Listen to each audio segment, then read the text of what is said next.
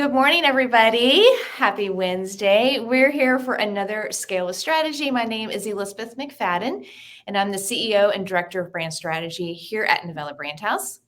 Hi, you guys. I'm April Beach. I am the CEO and founder of the Sweet Life Company and host of the Sweet Life Entrepreneur Podcast. It's good to see you guys today. Yeah, so we're here for no more than 15 minutes, and today we're talking about why your headshot is killing your brand vibe. Let's just let that set in, right? I've actually been writing on this quite a bit, I feel like, over the last few weeks. I posted on LinkedIn a week or two ago about, are your headshots cringy? And I mean, it was funny and people were commenting and even saying things to me offline about it. But I mean, it really is true. And I think it's something it's overlooked. So today we're going to talk about, first of all, why it's important for your headshot, the headshots of your team members. And today this is really about, it covers whether you're more of a personal brand or your own personal brand. Or, if like sometimes there are, April, you're kind of one of them. You're a brand in of yourself, right? There's your company and then there's your brand. So whether it's that or a company brand, headshots are really important. And I think people think like, oh, it's just a headshot. Oh, it's just because, typically it doesn't tend to be something, and it's not a photo that's very expensive. Here at Novella Studio, we typically charge between $200 and $300 per headshot. Kind of depends on what somebody's wanting. Right. Yeah. It's not expensive. It's not a big expense, and it doesn't take a lot of planning. It does take some planning, but it doesn't take a ton. And so I think people they're like, oh yeah, I need a headshot. But you can do a lot with a headshot, and a headshot really says a lot of things that you're probably not thinking about. So we're going to talk about that, how to create one that's on brand, how you can step out of the box, and then talking about your team as well. So, April, I want to just kind of start with, because I feel like this is something you've done a really good job with over the years. Thank you. Oh my goodness. Okay. And obviously you have kind of like, sometimes it's known as a biopic, or it's a bust photo, B-U-S-T, bust photo. Not bust. There's kind of those classic ones, right? And you do need that, because there are a lot of times where, you're going to have to send a headshot. Sorry. I'm just remembering the time of a bust photo. Okay, sorry. Go ahead. We're going. That was another time in another place with Elizabeth in another conference, and we're just going to move on from that. Oh yeah, yes, right. Okay, yeah. Okay. All right. Back to the photo. Very important. But there's also, you can get creative with it. You can do some different things. You can, in fact, in my post that I talked about, is your headshot cringy, I showed an example of where I was like looking away from the camera. I kind of call it the millennial photo. But it's, and I'm a Gen Xer. I can say that. But you can do different things. And I feel like, April, you have done a really good job of this. Tell us, so here a few years ago, I was with you and your team and for a offsite little kind of, not mini conference, but like a little mini workshop. What do we want to call that? Team retreat. Mm-hmm. And you hired a photographer to come with us.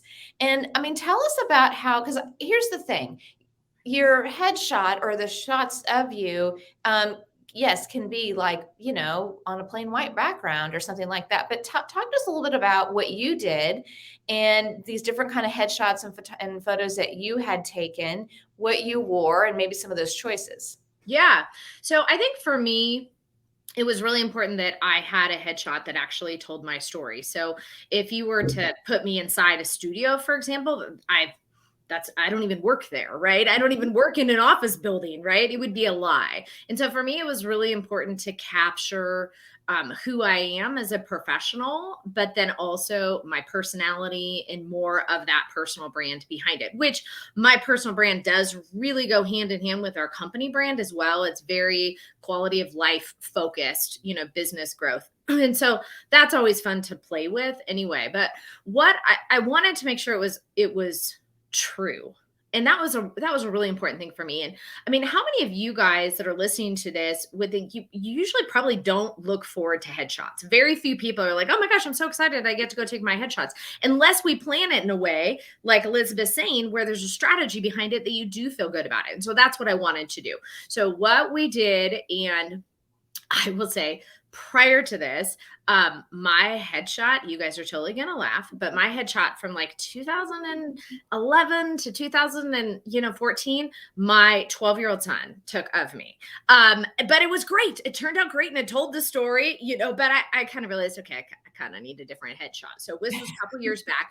So what we did is we brought a photographer with us on our team retreat.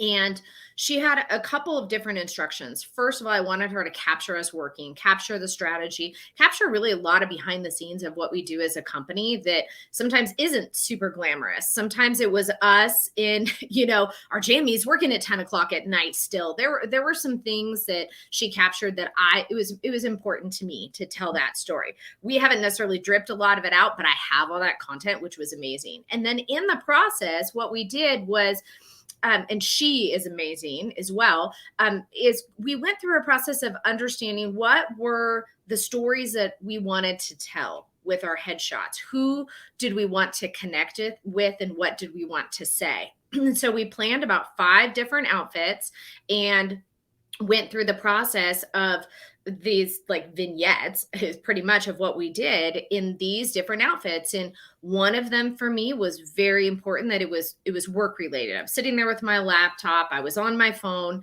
and it helped me, you guys. I was actually working, so I didn't have to pretend like I was working. I was actually working doing those shots. And then, we went the span of all the photos that we could do. And then I had one, which would be more of my professional type of headshot. And we did that outfit. And so that's what worked for me. And I mean, I understand that not everybody can take a photographer with them for a week, but the way we planned it and what was important to us was capturing really the true personality of who I was as a business owner, as a business coach, and telling that story through the picture. And that was the most important thing to me. And for me to be able to do that, we planned it in an environment where I was actually in my element, actually doing work. And that's what I needed. And, I feel like many of our clients go to studios and do headshots in studios, and oh my gosh, their pictures are so beautiful. Much more polished, I would probably say, than mine, because a lot of times I was out on a deck or on the beach in a lot of our pictures, but it was what was true to me. And so I just true to your brand. Right. It was true to me. It was true to my brand. And so that's the way we did it. We actually just did it again in December. We just took that trip again. She was with me for an entire week. I'm sitting on a hard drive of about 10,000 pictures. So we just did it again. And so that I'm a firm believer of making sure, and I'm only looking for one headshot, but it just has to tell that story of myself and my company brand.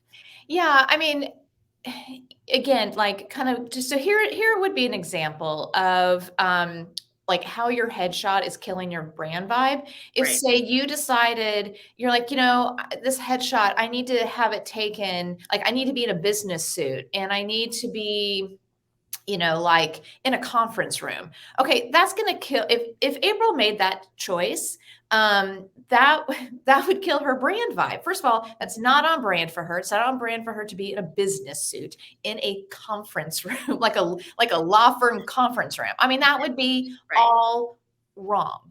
So, Right. But then the flip of it too, like you're saying, if that is somebody's brand and they took their picture on the beach, in a like Hawaiian shirt. Yeah. So know your brand. and work with a photographer that understands branding. Not all of them do, but understands branding, understands what you're trying to achieve, and the story that you need to tell with the photography. Even if that is just a headshot, it matters what you wear. It matters where that's taken. It even matters like the expression you have on your face or how close it is, like all of that. So, work with a photographer that understands that. I think the other thing important that you brought up is that um, if you have, especially if you have a team of people that you're taking headshots for, and you want more what we would call environmental shots. So if it's possible, and if it really works for you, have the photographer come to your office or your warehouse, or wherever your work environment is, because it's going to cost, it's going to be more so than just like a single headshot photo. But like, again, for Novella Studio, we could come, probably spend a half a day. So you're going to purchase, or you're going to basically buy a half day shoot. You can not only get your headshot and all your team, but now you can get those environmental shots. And so what April was talking about, like your team working, your team in a meeting, your team brainstorming, people on the factory floor, again, it doesn't, whatever your business is, Right. we can take we can take photos of them doing that. And now, not only do you have on brand and photos that make headshots that make sense for you, because that's really what we're talking about today, but now you've also created a whole image library for yourself. And April, that's essentially what you did when you had that photographer come. So, so these are just some out of the box things. And again, April, you had that photographer, you paid for her to come along with you and sort of photograph the week and create this whole image library for you. That was thinking outside the box. It probably started with you're like, I need new photos. Yeah, and I think many of us feel that way. If even it's not just our headshot, I know that we're talking about, but if stock photography just doesn't feel right for you to use, or you're using stock that you've seen that other companies are using the same one, we don't want you doing that. So having somebody like Novella come in and photograph would be a really important investment. And then you could get a headshot in a way that was comfortable, because headshots in a lot of cases just aren't comfortable to sit there and pose for. No. So again, we actually did we did headshots for a whole company here a few weeks ago, and we went to them because they're a moving and logistics company, and it made more sense. They were in their environment, and that environment also kind of spoke to, shooting in that just again spoke to their brand. Okay, so I wanted to talk about real quick, because we have just a couple more minutes, some of the planning and what we would call pre-production. That even if you're just getting a simple headshot, you're not maybe doing all the other things that we've been talking about. You're just getting a simple headshot. So you want to think about what you are wearing.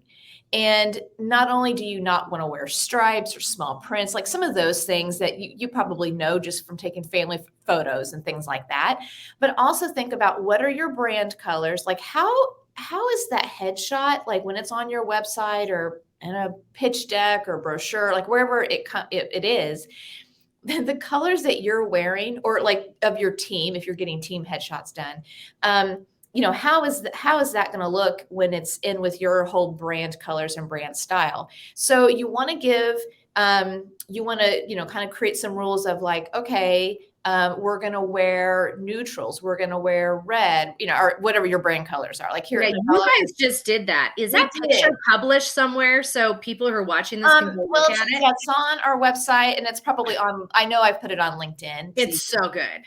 But our main brand color is red, so I'm the only one wearing red, and I had this like red and white dress on. So good. So good. And then everybody else is in like black and neutrals. Which again, you guys have to go to novellabrandhouse.com and look at this, and then you book them to do your photo shoot too. Like it is so good. You just stop. And that we never got a picture like that for our team. And after seeing yours, I was like, oh my gosh. And here's the thing, get a great team photo. If people come and go, fine. It's really just kind of like a stock team photo, but for you. And again, I think the other thing is people are like, real quick, people are like, well, I don't show my team on my website. I never show them, but you probably need them for proposals, or you need it for things. Just take the time, have your photographer do a nice headshot of each person. And yeah. Sure. Okay. About 30 seconds left to wrap it up. Again, just remember a headshot is more than just a headshot. It really speaks to your brand. If you have any questions, shoot me a message, hit Or me up. go to novellabrandhouse.com because they can book you guys through there, right? Yes. Yes. All right. We'll leave it there for today, guys. We'll see you next week. All right. Bye, guys. See ya. Oh, so